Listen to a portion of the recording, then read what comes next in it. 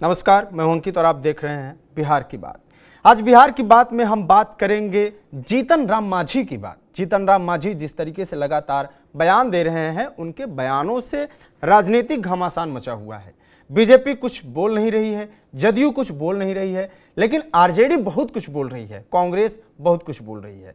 कुछ लोग कह रहे हैं कि जीतन राम मांझी दरअसल सिर्फ धमकी देना चाहते हैं, चर्चे में बने रहना चाहते हैं, लेकिन मांझी इतने पर रुक नहीं रहे हैं। मांझी के हर बयान से साफ साफ झलकता है कि वो पिछले कुछ समय से नीतीश कुमार के करीब हैं, नीतीश कुमार के पक्ष में बात करते हैं, लेकिन चिराग पासवान को पसंद नहीं करते हैं। चिराग पासवान के खिलाफ कई बार बोले, चुनाव के वक्त भी उन्होंने ये तक कह दिया कि जिन सीटों पर चिराग के कैंडिडेट हैं उनको हटाना चाहिए, और नीतीश कुमार का उन्होंने सपोर्ट किया कि यहाँ पे जदयू के कैंडिडेट होने चाहिए, और इसके साथ ही ये तक धमकी दिया था कि हम भी अपना कैंडिडेट उतारेंगे। हालांकि चुनाव अच्छे से जीत गए, ये चीजें हुई नहीं, लेकिन अब मामला फंस गया है राज्यसभा सीट का। एक राज्यसभा सीट जिसको लेकर मांझी ने खुलेआम कहा कि बीजेपी ने हमारे साथ गलत किया है, बीजेपी ने हमें लोकसभा के लिए लोकसभा चुनाव के वक्त हमें ये वादा किया था कि एक राज्यसभा सीट हम आपको देंगे, नहीं दिया। अब 5 राज्यसभा सीटों पर चुनाव होने हैं, जिसमें से 2 बीजेपी, 2 जदयू और 1 चला जाएगा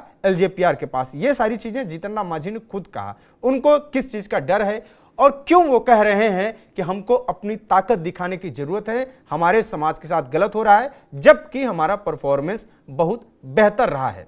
तो आरजेडी का भी बयान सुनिए, जीतन राम मांझी का भी बयान सुनिए कि क्या कह रहे हैं। उसके बाद हम पूरी बहस में चलेंगे कि आखिर में चल क्या रहा है, और नीतीश कुमार पटना, नीतीश कुमार दिल्ली, अमित शाह और नरेंद्र मोदी से मिलने क्यों गए थे, इस पर भी हम बात करेंगे। पहले सुनिए जीतन राम मांझी को। की तोरा 2 लोकसभा सीट देवो, आज एक राज्यसभा सीट देवो, और आज टीवी में देखे थी बटा गलो राज्यसभा के सीट, तोरा कुछ न मिले वाला हो। मिले या न मिले, तोरा मुंह से कोई बात निकले के चाहिए। तो प्रवक्ता का करे था, तू का करे था, केकरो न मांग करे कि हमरा तू वोट ना देवा तो हम तोरा साथ ना रहो, तू हमरा टिकट न देवा राज्यसभा के हम तोरा साथ न रहो। बंट गलो 5-7 गो सीट हो, 2 गो बीजेपी और 2 गो जदयू और 1 गो लोजपा, 5 गो चल गलो, तोरा कुछ न मिले वाला हो। हमरा तो मन हो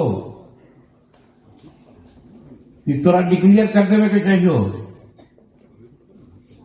ठीक है तोरा पास ताकत नहीं है उतना, लेकिन चुट्टी पर हाथी के पैर पड़े है तो चुटिया जरूर छटपटा है हथिया के काटे ला, भले हथिया के कुछ ना होवे, लेकिन वो छटपटा है, और उसी हमरा छटपटाए के चाहिए और कहे के चाहिए कि हमरा साथ अन्याय कैला है।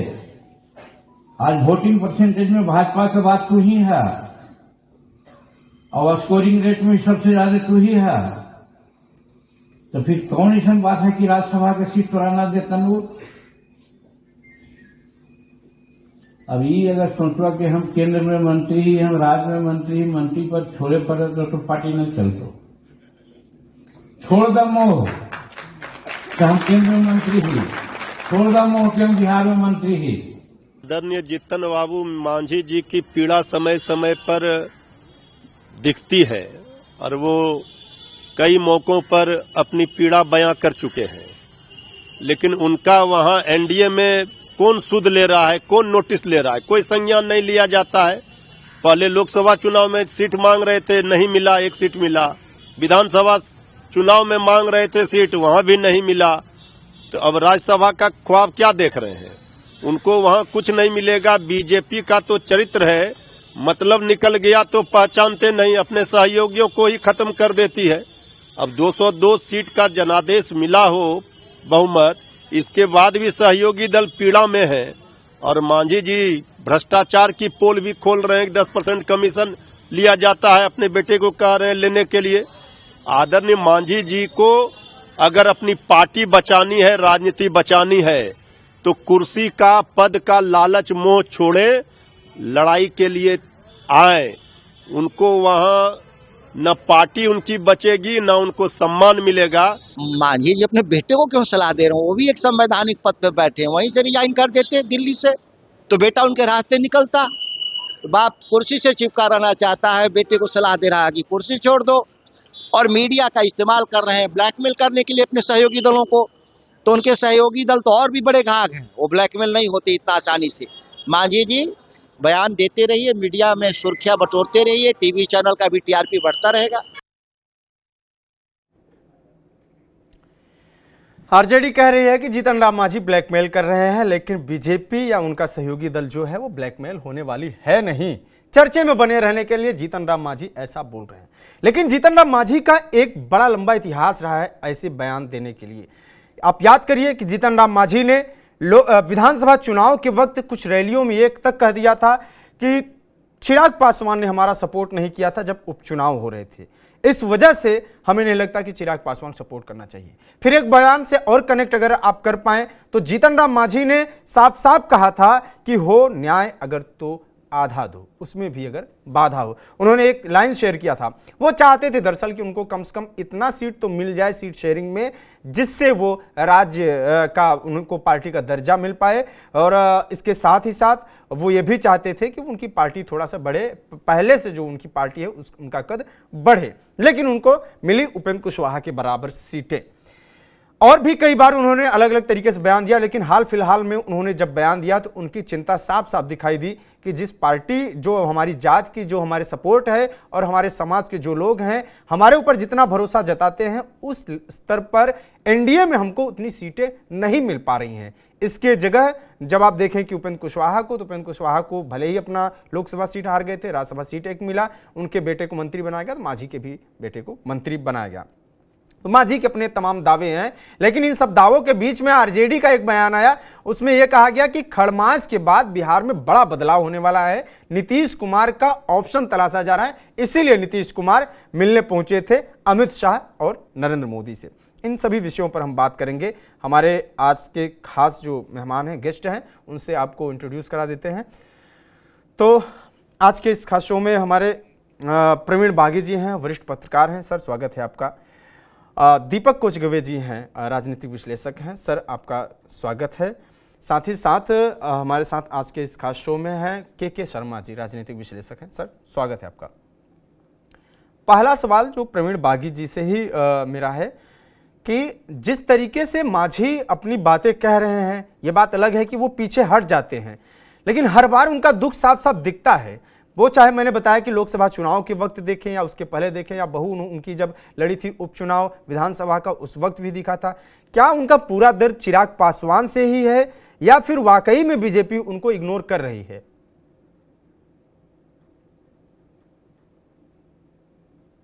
आवाज जा रही सर? प्रवीण जी मुझसे पूछ रहे हैं? आपसे ही मैंने सवाल किया।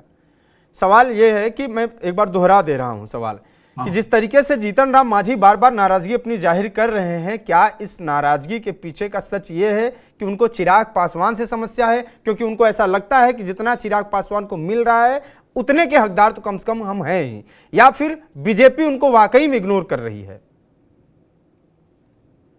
देखिए, ये स्वाभाविक है, क्योंकि दलित राजनीति का जब आप अध्ययन कीजिएगा तो ये उसमें देखिएगा कि कभी भी दो दलित नेता जो दो दलों में हो एक दूसरे के साथ नहीं आते।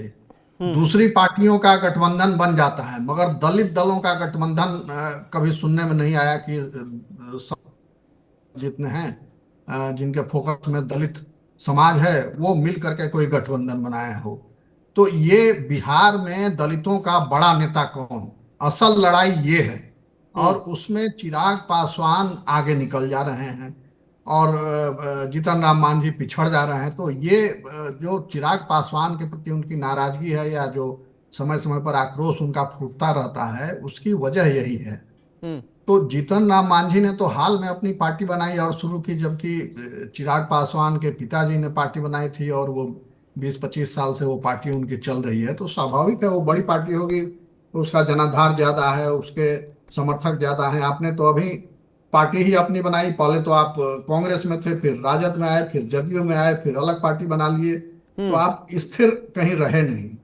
तो इस वजह से, हालांकि ये एक बात ये भी है कि जीतन राम मांझी खरी खरी बात बोलते हैं, कोई बहुत लाग लपेट और जो राजनीतिक नफा नुकसान देख करके बोलना हुआ, वो नहीं करते। जो उनके दिल में होता है वो सामने बोल देते हैं। जैसे उन्होंने एक बात कह दी कि 10% कमीशन मिलता है विधायक और सांसद फंड में, ये सच है, ये सब लोग जानते हैं, मगर कोई आधिकारिक रूप से इस तरह से खुलेआम मंच पर इस बात को कबूल नहीं करता है।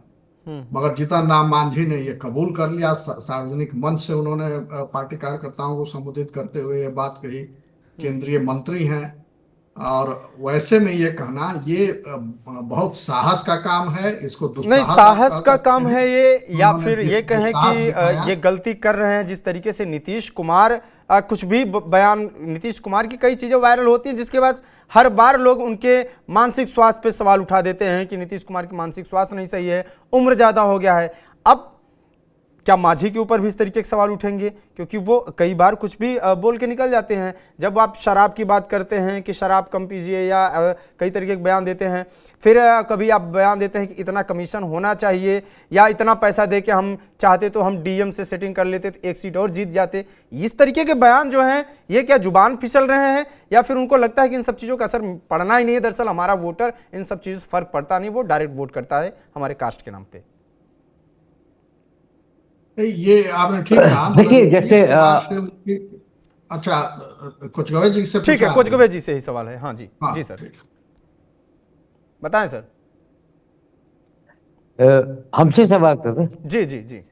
जिस तरह से आप देखा है कि जीतन राम मांझी के बयानों में उल्टा पलटी, और वो जिस तरह से कभी किसी के पक्ष में, कभी विपक्ष में, कभी कुछ, अभी बागी जी ने सही कहा कि खुलकर बोल देते हैं, खुलकर बोलते हैं। तो जहां तक सवाल है कि आखिर खुलकर क्यों बोलते हैं, इसलिए बोलते हैं कि उन्हें कहीं ना कहीं असुरक्षा की भावना है कि मेरे पैरेलल, मेरे से ऊपर बड़ा नेता बनाया जा रहा है चिराग पासवान को, और दलित और महादलित का जो बंटवारा नीतीश कुमार ने किया, वो कहीं ना कहीं चिराग पासवान के मन में भी है, और ये मानते हैं कि ये मन उसके मन में है कि हाँ, रामविलास पासवान उस समय नीतीश कुमार से बहुत दूरी बना चुके थे जब उन्होंने दलित को महादलित और दलित में कन्वर्ट कर दिया था। तो ये सारी बातें हैं, मगर एक चीज आपको देखना होगा कि जिस तरह के बयान है, बयान का कोई मतलब रह नहीं जाता। अगर आप बयान पर कायम हैं और बयान को पर वो कायम है, काबिज हो जाते हैं उस पर, तो मैं मानता हूं कि वो बयान है। आप देखिए नेता कौन बनाया, आज जीतन राम मांझी को महादलित का नेता कौन बनाया? नीतीश कुमार ने बनाया। नीतीश कुमार ने उन्हें मुख्यमंत्री बना दिया, और नीतीश कुमार मुख्यमंत्री बना देने के बाद वाजिब है कि वो नेता बनने की चाहत बन गई। नहीं तो जीतन राम मांझी मुख्यमंत्री नहीं बनने से पहले कहाँ महादलित की पॉलिटिक्स करते थे। उनका एक क्षेत्र था गया, और उसके आसपास में जो महादलित हैं, जो मांझी समुदाय के लोग हैं, उन पर है। आपको याद होगा कि गहरौल में जो दशरथ मांझी ने पहाड़ तोड़ा था, पहाड़ तोड़कर रास्ता बनाया था, उनके गहरौल जगह पर के लोगों ने कहा कि मांझी जी ने कुछ नहीं किया हम लोगों के लिए, जो किया नीतीश कुमार ने किया। और नीतीश कुमार ने, आपको याद होगा कि उस दशरथ मांझी को अपने कुर्सी पर बिठा दिया था। तो कहीं ना कहीं उस समय जीतन राम मांझी को ये प्रोफाइल नहीं मिला था मुख्यमंत्री का, वो मुख्यमंत्री का प्रोफाइल मिल गया।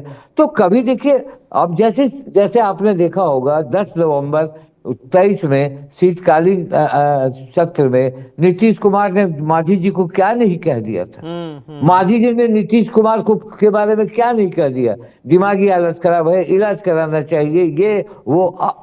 तो उसके बाद फिर नीतीश कुमार ने भी मांझी को थोड़ा पीठ सहलाया।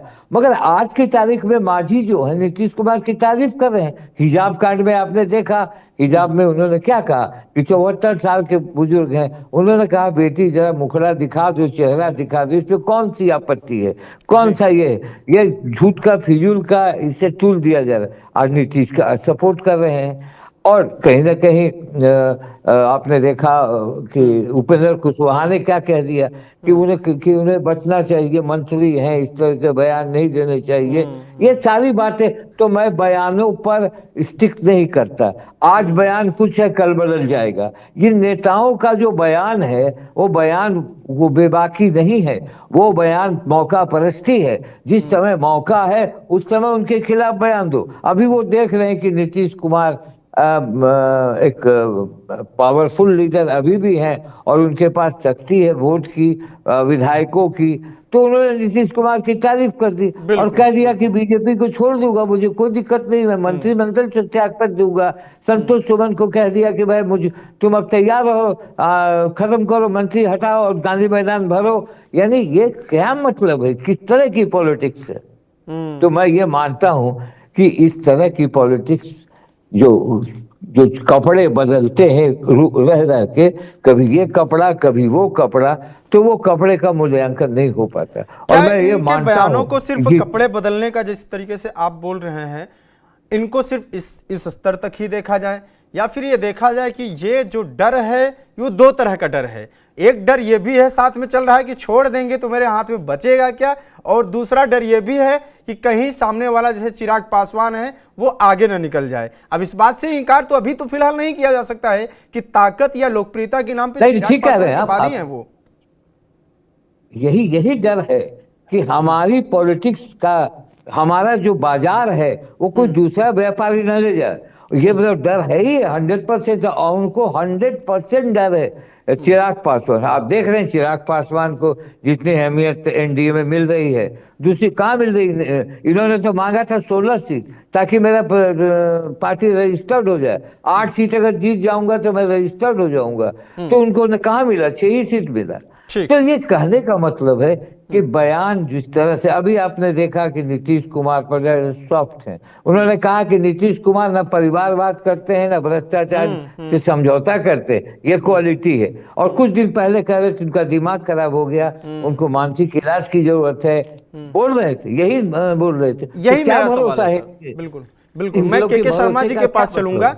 के शर्मा जी, जिस तरीके से नीतीश कुमार के बारे में जैसे कि अभी हम बात भी कर रहे थे कि अब जीतन राम मांझी के बयानों में एक परिवर्तन आया है। वो परिवर्तन ये दिखता है कि जब आप विधानसभा चुनाव देखें उस वक्त से और अभी तक वो नीतीश कुमार की तरफ दिखते हैं। जो जीतन राम मांझी कभी खुल के नीतीश कुमार के खिलाफ, उनके मानसिक स्वास्थ्य पे और इन सब चीज़ों के खिलाफ बोलते हुए दिखते थे और बीजेपी का बहुत सारा तारीफ करते थे, अब वो दुख कहीं ना कहीं उनका छलकता है। क्या लगता है कि संगठन में या इस अलायंस में उनके पास ऑप्शन नहीं है, लेकिन उनका दम घुट सा रहा है और उनको वो चीजें मिल नहीं रही, दरअसल वो जो चाहते हैं और किसी और को वो चीजें मिल रही हैं? देखिए, पॉलिटिक्स जो है टोटली चापलूसी। आप किसी भी, चाहे वो किसी भी बिजनेस में है, आपके अपने बॉस की चापलूसी करते हैं। बॉस तब तक अच्छा रहता है जब तक आपका चापलूसी का चलता रहता है। जब जैसे ही बॉस जो है वो आपके फेवर का काम नहीं करता है तो हम उसको बोलते हैं कि बॉस या तो पागल है या तो घर में उसकी बीवी से झगड़ा हो गया, सारा गुस्सा अपने ऑफिस में उतार रहा है। तो पॉलिटिक्स में कथनी और करनी में बहुत डिफरेंस होता है। जैसे लिखतम के सामने वक्तम काम नहीं आता, ठीक उसी तरह पॉलिटिक्स में बयानों की कोई वैल्यू नहीं। समय के साथ बयान आपने देखा, नीतीश कुमार चाहे डीएनए की बात करे, चाहे कांग्रेस नीतीश कुमार लालू यादव नीतीश को गाली दे, चाहे नीतीश कुमार लालू गाली दे, जब वक्त पड़ा तो दोनों गले मिल गए। तो पॉलिटिक्स जो है असमंजस का जो खेल कहा जाता है, जस्ट लाइक खेल में कौन जीतेगा कौन हारेगा उसका पता अंत तक नहीं चलता, कुछ भी हो सकता है। तो पॉलिटिक्स में भी आदमी दुश्मन नहीं, पॉलिटिक्स ठीक है, पॉलिटिक्स की ये लाइनें तो ठीक है, लेकिन मैं जब अभी आज के डेट में जब जिस तरीके से मांझी की एक्टिविटी देख रहा हूं तो 3-4 सभा कर चुके, वो बार बार उधर उस साइड में जा रहे हैं, अपनी लैंग्वेज में बोलने की कोशिश कर रहे हैं।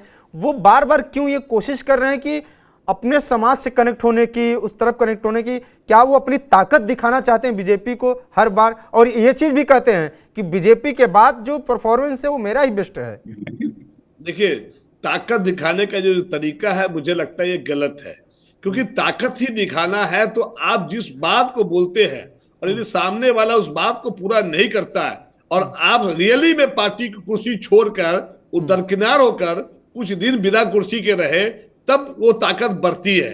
लेकिन यहाँ पे सिर्फ बोल के जो है ना आप चुप हो जाना, फिर बाद में जो जो आपने डिमांड किया उसकी पूरी ना होने के बावजूद भी दबे कुचले की तरह उसके उसी पार्टी में रहना, ये दर्शाता है कि आपको कुर्सी से प्यार है, आपको बेटे को कुर्सी से प्यार है, आपको जिस तरह से परिवारवाद, चाहे वो चिराग पासवान की पार्टी हो, चाहे सम्राट चौधरी के पिताजी थे, चाहे हर पार्टी में हर नेता परिवारवाद के ही इर्द गिर्द घूम रहा है। एक्सेप्शंस आर ऑलवेज देयर, तो वो मोदी जी है। देखिए अमित शाह भी नहीं बचे परिवारवाद से, जैसा को उन्होंने जिस तरह से पावर सत्ता दिया, ये बताता है कि परिवारवाद जब तक रहेगा तब तक पार्टियां इसी तरह टूट टूट के, जहां उसको लाभ नहीं मिलेगा। आपने देखा होगा जितनी भी, चाहे ओम राजभर की जो पार्टी है यूपी में, वो भी इसी तरह बेबाक बोलने के लिए प्रचलित है, और वो हमेशा बोलते हैं, लेकिन बाद में जब नहीं उनको मिलता है तो फाइनली उसी तरह वापस उसी पोस्ट पे वो उसी सैक्रिफाइस करके रहते हैं। आपने देखा हमारे अभी यहाँ पे पॉलिटिकल एनालिस्ट है, उन्होंने कहा कि मुस्लिम को उन्होंने पर्दा कर दिया नीतीश कुमार, इसमें कोई बुरी बात नहीं है। क्यों नहीं बुरी बात है? सेक्शन है, आईपीसी के सेक्शन है, 354 है, 506 है, 509 है, इस पर सजा है। क्या आप कैमरा प्रोसीडिंग के अंदर घुस के क्या किसी कोर्ट में सुन सकते हैं क्या? क्या आपके पुलिस वाले किसी महिला के घर में घुस जाए विदाउट लेडी कांस्टेबल, तो पुलिस वाला सस्पेंड हो सकता है, पर नीतीश कुमार नहीं हो सकते। ऐसी बात है, कानून सबके लिए बराबर है, उनको किसी भी पर्दा का या किसी भी समाज का, किसी के भी उसके जो धर्म का जो उसके रिवाज है उसकी हमें रक्षा करनी चाहिए, उसका सम्मान देना चाहिए। ये नहीं है उनका मतलब ये था, जिस तरह से उन्होंने विधानसभा में जिस तरह का बयान दिया था, महिलाओं के ऊपर कैसे सख्त करते हैं, महिला कैसे सख्त करती है, तो वो भी एक कहीं ना कहीं ये बताता है कि समय उम्र का तकाजा है। उम्र का तकाजा सेम उसी तरह मुझे लग रहा है मांझी जी को भी है, क्योंकि आप देखिए ना, पुलिस या कोई भी आदमी विदाउट लेडी कांस्टेबल के अंदर आपकी पूछताछ भी नहीं कर सकती है, 161 का स्टेटमेंट नहीं ले सकता है, 164 तो दूर की बात है। तो ये सारे कानून जो है, समय के साथ चीजें बदली है, और जीतन राम मांझी का जो बयान है, जीतन राम मांझी का भी बयान बदला है। मैं चलूंगा धीरेन्द्र जी के पास कि जीतन राम मांझी वो हैं जो जब विधानसभा में नीतीश कुमार ने जब सेक्स पे बयान दिया था कि कैसे सेक्स होना चाहिए, और उसके बाद उनको मानसिक रूप से उनके मानसिक स्थिति पर सवाल उठाया था। एक जीतन राम मांझी ये हैं जो बुर्का हटाने को सही ठहरा रहे हैं कि पिता की उम्र के हैं, उसमें कोई गलत नहीं किया है, डॉक्टर बेटी है, पढ़ रही है, उसका चेहरा दिखाना चाहिए। ये सवाल सुनिए अंकित जी, यहाँ सारे बैठे देश के हर पिता के उम्र के लोग, ये हमारे इसी महिलाओं को, कभी हमारे हरियाणा में आपको पता है वहां पे भी बुर्का नहीं होता, लेकिन वहां पे घूंघट होता है। हमारे बिहार में कल्चर है, जो नई बहू होती है उसके जो ससुर जी होते हैं वो बुर्का नहीं उठा सकते हैं। बाबू थोड़ा सा चेहरा दिखाओ, चेहरा दिखाने का पैसे मिलते हैं, रिवाज होता है। बिना चुमावन के आप किसी सीनियर अपनी बहू का चेहरा नहीं, बच्चे का चेहरा नहीं देख सकते जो जन्म लेता है। ये कस्टम है हमारा, ये जो बेतुके जो किसी का आप करते हैं। यहाँ पे बैठे दीपक कोचगवे जी हो, चाहे प्रवीण मागी जी हो, क्या अपनी बहू का चेहरा घूंघट ऐसे उठा सकते हैं क्या? पूछिए उनसे, ये गलत बातें हैं, ये नहीं करना चाहिए। ये सवाल जाहिर सी बात है कि उनसे क्यों पूछना है, ये मांझी का बयान है और मांझी ने सपोर्ट किया है, तो मांझी से पूछना चाहिए। दीपक कोचगवे जी बताए कि नहीं, उन्होंने मांझी जी का रेफरेंस दिया है भाई, उन्होंने जीतन राम मांझी का बयान रेफरेंस दिया कि जीतन राम मांझी ने ऐसा कहा है।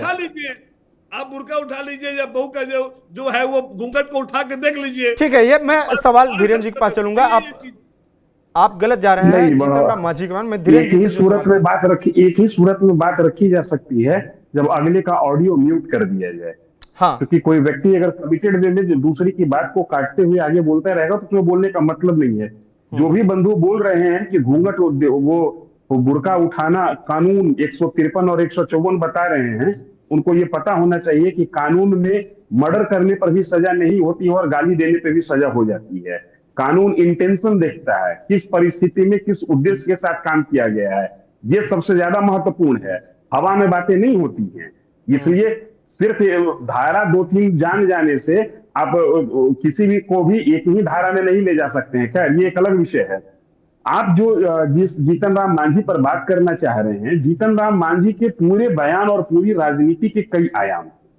जैसे जीतन राम मांझी ने 14 तारीख को 12 में बोल दिया कि भाई हमसे कहे होते हम डीएम से बात करके आपको जितवा देते, पिछली बार भी ऐसा किए थे। देखिए, जीतन राम मांझी उस पीढ़ी के नेता हैं जो इस डिजिटल युग के साथ कदम ताल नहीं कर पा रहे हैं। उनको इस बात की समझ नहीं है कि जो हम बोल रहे हैं वो कहां तक जा सकता है। आज हर हाथ में मोबाइल है और हर मोबाइल वाला व्यक्ति, बड़ा या छोटा पत्रकार है, हर मोबाइल वाला व्यक्ति एक रिपोर्टर की भूमिका में है, क्योंकि वो एक जगह की रिपोर्ट दूसरी जगह पास कर रहा है। जीतन राम मांझी इस तकनीक के साथ एडजस्ट नहीं कर पा रहे हैं। अब आ जाइए, कल बीते रविवार को जो गया टाउन हॉल में उन्होंने कहा कि भाई राज्यसभा सीट हमको नहीं मिल रहा है, आपको नहीं मिल रहा है, अपने बेटे को वो ललकार रहे थे। यहां पर जीतन राम मांझी एक पॉलिटिशियन की हैसियत में है, जो यहाँ पर वो बार्गेनिंग करना चाहते हैं। जीतन राम मांझी को बखूबी इस बात की जानकारी है कि जब तक चिराग पासवान का कद बड़ा बना रहेगा तब तक मेरा तो नहीं, उनकी तो उम्र बहुत चली। जिस उम्र में नीतीश कुमार है उसी उम्र में जीतन राम मांझी भी हैं।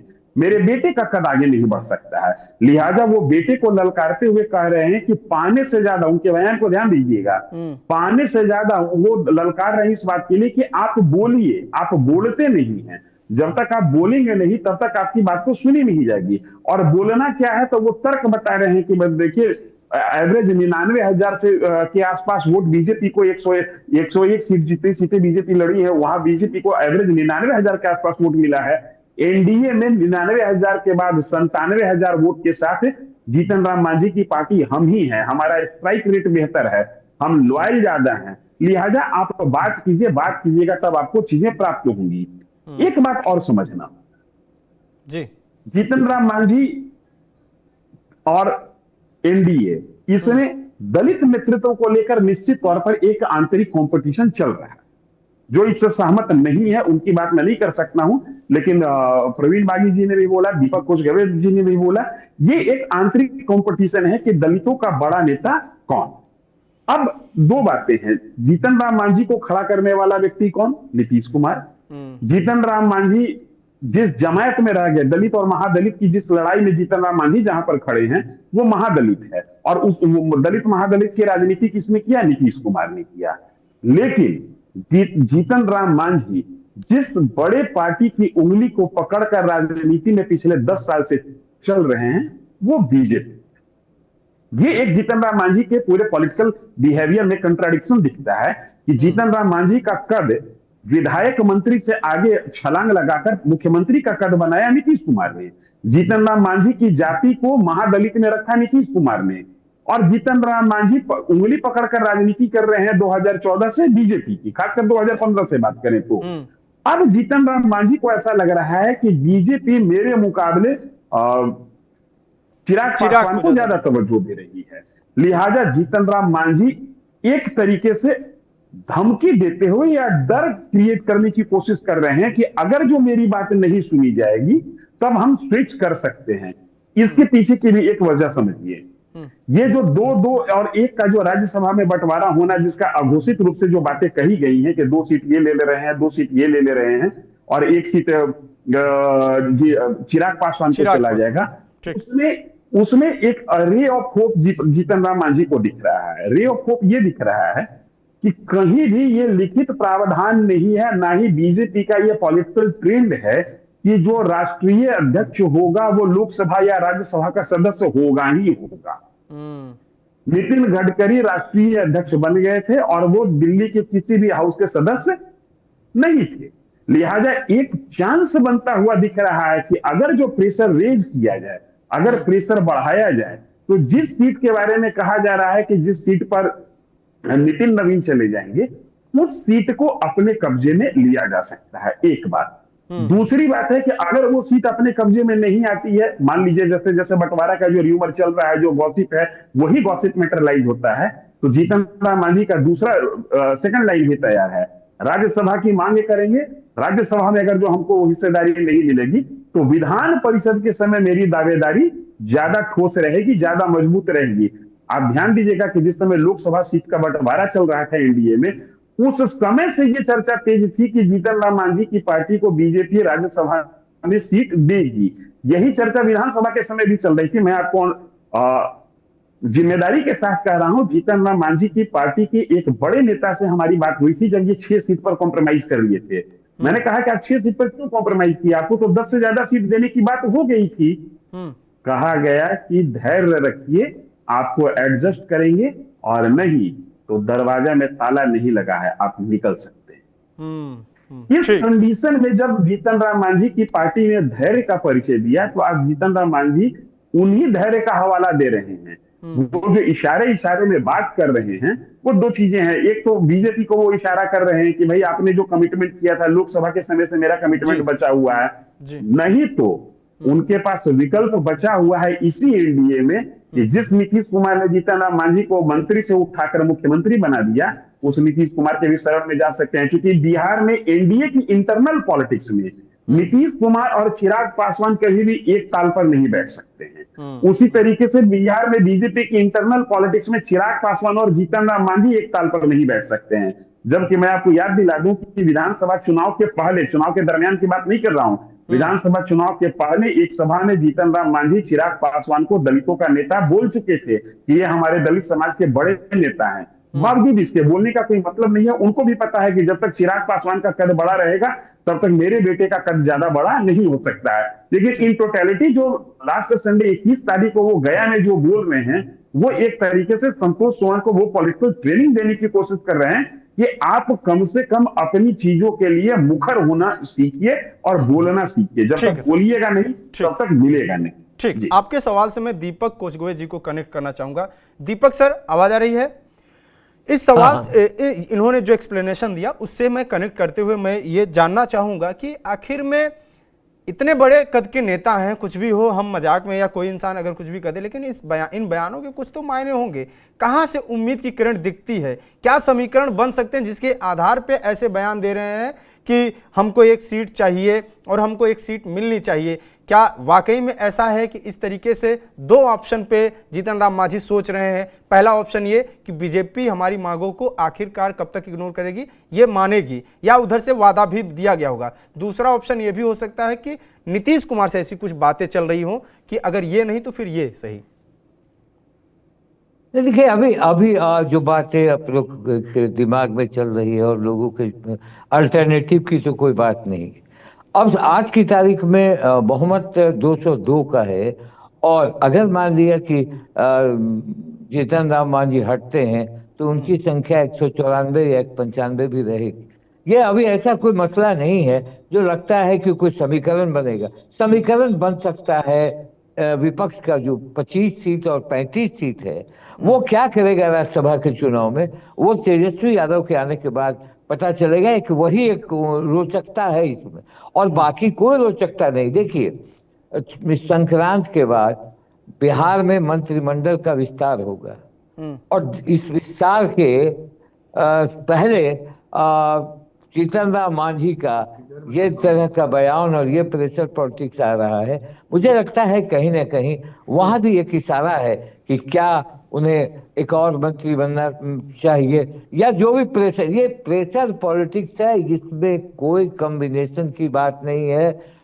एनडीए बहुत बहुमत से जीती हुई है, और बीजेपी और नीतीश कुमार दोनों फिलहाल अलग होने की संभावना उन दोनों की नहीं है।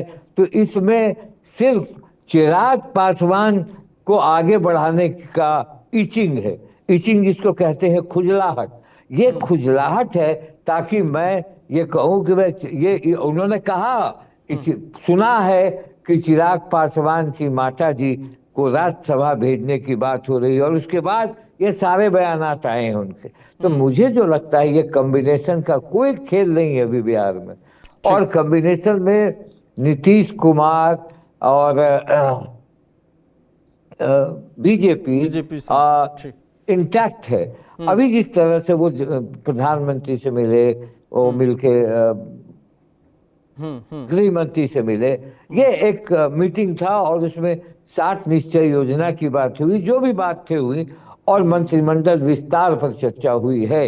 क्योंकि मंत्रिमंडल विस्तार अब तुरंत होगा, उसमें आपको पता है कि जेडीयू को इतना है, बीजेपी के इतने बचे हैं, अब उसमें ये प्रेशर पॉलिटिक्स कर रहे हैं। तो मुझे लगता है कि इनके लिए आपने कहा है वो चिराग तेजस्वी यादव पर भी हमला किया उन्होंने कह दिया कि तेजस्वी यादव पागल है, और उन्होंने ये भी कह दिया कि लालू प्रसाद यादव के चलते हम मुख्यमंत्री पद से हट गए थे। तो अब बोलने का कोई मतलब नहीं है। और देखिए जिस तरह से राज्यसभा, अभी तो अप्रैल में चुनाव है, यह डंका इधर ही बजना शुरू हो गया। ये पार्टी का इंटरनल इश्यूज है और क्लियर हो चुका है, दोनों पार्टी का क्लियर है और उम्मीदवार भी क्लियर है। एक पे मामला फंस रहा है। लड़ाई है, पांचवी सीट की लड़ाई है। पांचवी सीट में उपेंद्र कुशवाहा, क्या होता है, क्या उपेंद्र कुशवाहा को काराकाट की तरह फिर पवन सिंह राज्यसभा में डिफीट देते हैं, ये सारी बातें देखने वाली है। ये अभी चलेगा और अब असल पॉलिटिक्स शुरू होगी मकर संक्रांति और चूड़ा दही के दिन से, तब आपको पता चलेगा कि क्या मसला है। अभी तो बोलकर लोग चुप हैं, बोल जाते हैं।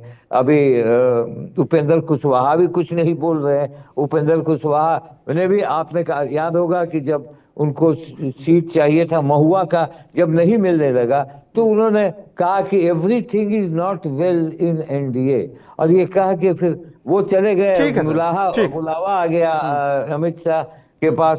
जब वहां से निकले, जब इनका मामला सेट हो गया, तो कहा कि everything is well in NDA. तो ये बयानों का क्षणिक बनना, क्षणिक पलट जाना, ये कोई मतलब है नहीं। असल पॉलिटिक्स का इंतजार अंकित कीजिए दही चूड़ा के दिन, जब कैमरा लेके हर एक रिपोर्टर हर लोग के घर देखेंगे कौन किसके घर जा रहा है, कौन तस्वीर हिट हो रही है, क्या लालू के घर नीतीश गए, ये चलेगा। और उसके बाद पॉलिटिक्स बिहार की गर्म होगी। ठीक, दही चूड़ा की आपने बात कहा, खिचड़ी का, तो मैंने जब एक जिक्र किया, जब मृत्युंजय प्रवक्ता हैं और आरजेडी के, उन्होंने कहा कि खिचड़ी के बाद या ये कहीं खड़मास के बाद कुछ तो नया बड़ा होने वाला है, और उसमें वो ये इस टाइप का इशारा कर रहे थे कि नीतीश कुमार के ऊपर कुछ हो सकता है, नीतीश कुमार हट सकते हैं या नीतीश कुमार को सीएम पद से हटाया जा सकता है।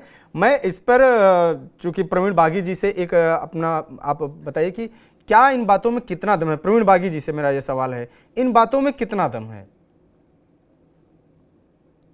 सर आवाज। खुद ही पद छोड़ देना चाहिए। जो उनकी स्थिति है अभी, उस स्थिति में जब तक वो रहेंगे फजियत कराते रहेंगे, बिहार को शर्मसार करते रहेंगे और इसी तरह की घटनाएं करते रहेंगे कि इंटरनेशनल मीडिया में वो चर्चित हो जाएंगे गलत वजहों से। बिहार के साथ दुर्भाग्य यह है कि बिहार ज्यादातर चर्चा में गलत वजहों से रहता है। कोई अच्छा काम हो उसके वजह से चर्चा कम होती है बिहार की।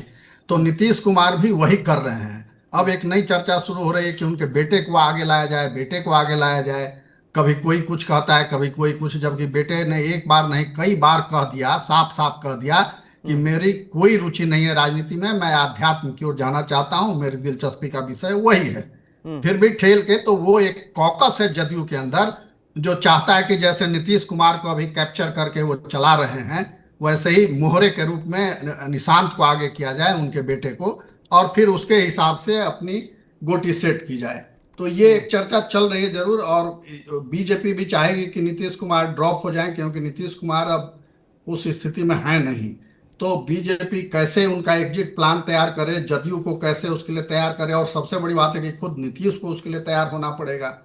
तो नीतीश तैयार, ये सवाल इसलिए भी है, मैं इसमें एक सवाल जोड़ भी देना चाहता हूं कि जैसे ही जब ये सवाल आता है कि नीतीश कुमार के रिप्लेसमेंट की बात हो रही है या चेंजिंग की बात हो रही है, आरजेडी के सवालों को, आरजेडी के आरोपों को दरकिनार कर दें, तो ये भी तो एक ऑप्शन हो सकता है कि नीतीश कुमार ही खुद अपना एक अगला उत्तराधिकारी तय करें और वो अपने पार्टी से किसी को तय करें। ये भी तो हो सकता है और इस पर विमर्श हो रहा हो। नीतीश कुमार अगर रिप्लेस होंगे तो उत्तराधिकारी उनकी मर्जी से ही होगा, क्योंकि नीतीश कुमार तमाम कहिए कि खामियों के बावजूद अभी भी वो बिहार के सबसे बड़े नेता हैं, और उनकी बातों में जितना मास अपील है उतना किसी नेता में अभी नहीं है। लालू प्रसाद थे सबसे बड़े नेता एक समय में, मगर अब उनकी पारी खत्म हो चुकी है। अब नीतीश कुमार अभी भी, और उनका पुण्य प्रताप का ही फल है कि जिस तरह से उन्होंने हिजाब हटाने की कोशिश की वो बड़ा मुद्दा नहीं बन सका, बहुत बड़ा नहीं। तो आप कल्पना कीजिए कि किसी दूसरी पार्टी के नेता ने ऐसी हरकत की होती तो अब तक तो पटना की सड़कें भरी रहती मशाल जुलूस और कैंडल मार्च वालों से और धरना प्रदर्शन हुआ रहता। मगर अभी वैसा नहीं हो रहा है, इसलिए कि नीतीश कुमार का जो पुण्य प्रताप है, जो पूर्व के काम हैं, उनके अच्छे काम हैं, वो सब लोगों को याद हैं, ठीक, इसलिए उतना मुखर विरोध नहीं हो रहा है। मगर अगर नीतीश कुमार कुर्सी छोड़ते हैं तो जो भी उत्तराधिकारी होगा वो उनकी मर्जी से ही होगा। उनकी मर्जी के बगैर न भाजपा जा सकती है न जदयू जा सकती है। जदयू का तो अस्तित्व ही नीतीश कुमार पर है, तो इसलिए ये बदलाव हो सकता है। और राजद के नेता तो 2 साल से बोल रहे हैं कि जदयू के लोग हमारे संपर्क में हैं और बीजेपी के विधायक हमारे संपर्क में हैं, और पता चला कि उन्हीं की पार्टी विलीन होती जा रही है। तो ये राजनीति में इस तरह का झूठ फल प्रपंच चलता रहता है, और खास करके बिहार की राजनीति में बहुत घटिया लेवल पे लोग ये करते हैं। जहां तक के शर्मा जी अभी बोल रहे थे कि नीतीश कुमार जिस कुछ भी तरीके नहीं से कहा है कि जिसको आप गलत ठहरा सके। मांझी जी ने अपने हक की बात कही है, और ठीक ही कहा है कि मांगिएगा नहीं तो मिलेगा कैसे। ठीक, के शर्मा जी के पास चलेंगे। आप बोल रहे थे जिस तरीके से कि आपने गुस्सा भी दिखाया कि नीतीश कुमार ने बुर्का हटाने की कोशिश की, ये गलत है, उनके ऊपर केस हो जाना चाहिए, या आम लोग होता तो केस हो भी जाता।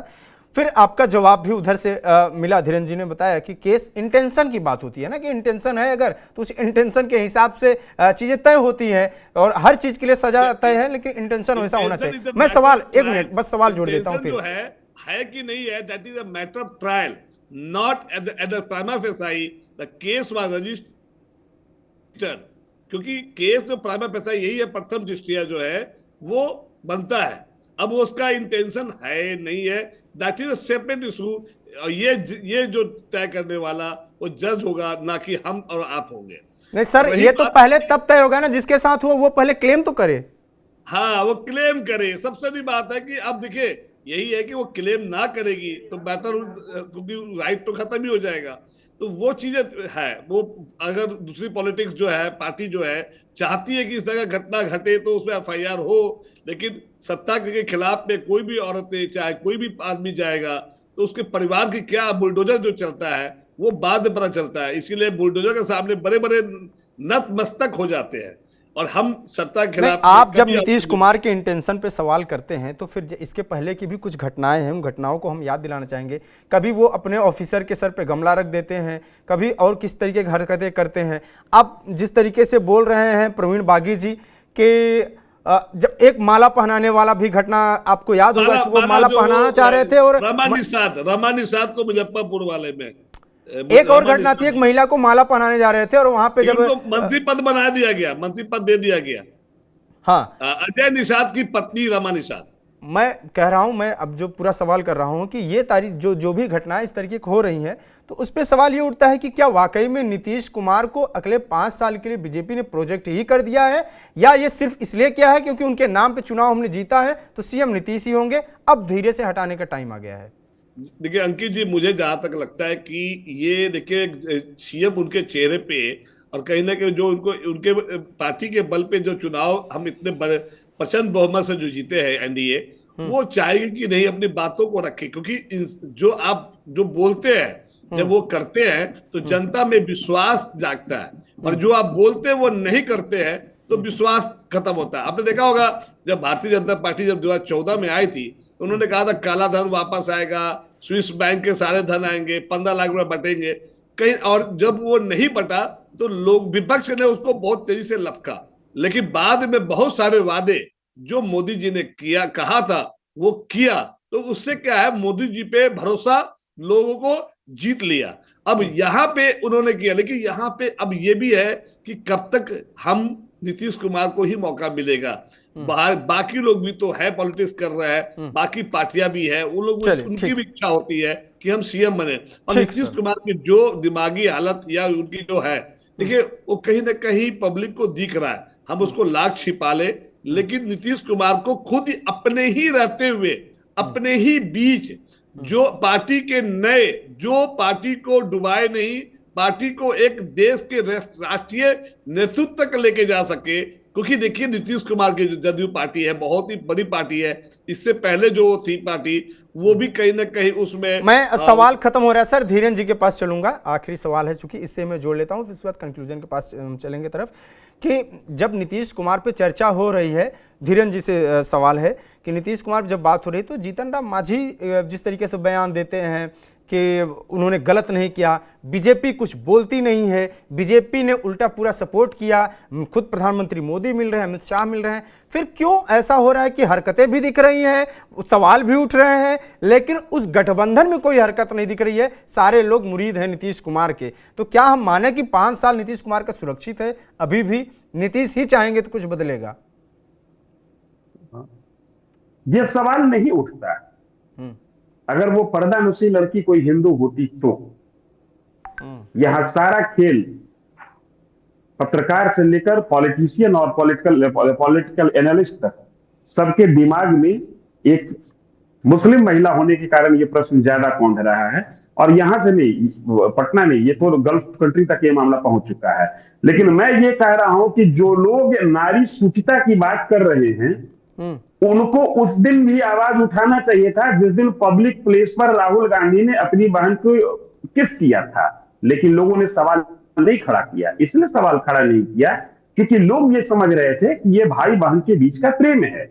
उसमें यही मैं बार बार कह रहा हूं कि इंटेंशन महत्वपूर्ण है। जीतन राम मांझी डिफेंड नहीं कर रहे हैं। जीतन राम मांझी खुद उम्र के उस पड़ाव पर हैं जिस पड़ाव पर नीतीश कुमार हैं। जीतन राम मांझी उस मानसिकता को प्रदर्शित कर रहे हैं जिस मानसिकता के तहत एक दादा अपनी पोती से, एक पिता अपनी पुत्री के साथ बात करता है, व्यवहार करता है। पिता हमेशा पुरुष जो है वो बहू ही नहीं देखता है, उसके घर में बेटी भी होती है। ये चीज समझना चाहिए। और जिनको समझ में नहीं आता है, they must raise a question over the activity of Rahul Gandhi, the person who publicly kissed her sister Priyanka Gandhi. ये तो एकदम बहुत ही मुझे लगता है कि आपने एग्जांपल दिया है। नहीं सवाल आप समझिए, एग्जांपल का सिलेक्शन बहुत गलत है आपका। नहीं, सिलेक्शन का मसला नहीं है। सवाल इसलिए नहीं उठा था कि लोग इस बात को मान रहे थे कि ये भाई बहन के बीच का प्रेम है, इसमें कुछ बुरा नहीं है। यहां पर भी लोग इस चीज को मान रहे हैं। नीतीश कुमार दूर के रिश्ते में भी चाचा उसके नहीं लगते हैं ना, नीतीश दूर के भी रिश्ते में उसके चाचा नहीं लगते हैं।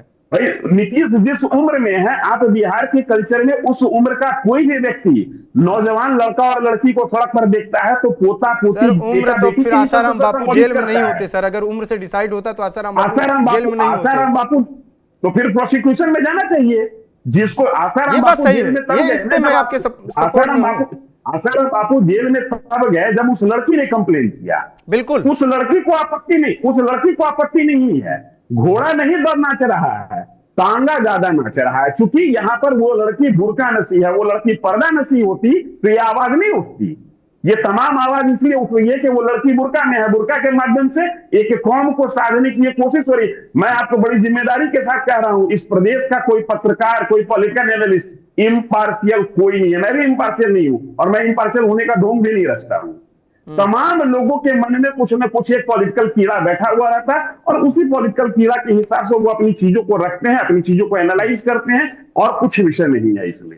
नीतीश कुमार की एक्टिविटी पर जिसको आपत्ति होना चाहिए था उसने आपत्ति दर्ज नहीं की। ठीक, के शर्मा, समय समाप्त हो गया सर, माफी के साथ चाहूंगा कि समय समाप्त हो गया। के शर्मा कुछ लगातार बोल रहे हैं, म्यूट है उनका माइक, एक लाइन में सर जवाब दीजिए। के जी, ये होली नहीं है, बुरा ना मानो, ये होली नहीं है। ये एक देश के जो इतने बड़े सीएम 22-20 बार 9 बार जीत चुके हैं वो सीएम की बात हो रही है। डोंट कंपेयर टू रस्सी से सांप, और सांप को रस्सी मत बनाइए। ये तो आप वो आदमी है जो रस्सी को सांप बना रहे हैं और सांप को रस्सी बना रहे हैं। ये नहीं, कंपेयर गलत है, ये तुलना ही गलत है कि राहुल गांधी अपनी बहन को किस कर रहा है। ये उनकी ना बहन थी ना वो थी, ये मंच है। आपकी डॉक्यूमेंट्स पर हाथ रख दिया हमने, कंपेयर गलत कैसे है? अरे सर क्या गलत कंपेयर है? मैं अपनी पत्नी को यदि किस कर रहा हूँ और उसमें और एक आम लड़की को किस कर रहा हूँ, उसमें अंतर है भाई साहब। क्या बात करते हैं? दोनों का अलग अलग केस है। अपनी पत्नी के साथ यदि पब्लिक प्लेस पर पब्लिक प्लेस पर तो पति पत्नी भी रिलेशन नहीं कर सकते। नहीं कर सकते हैं, कर सकते हैं।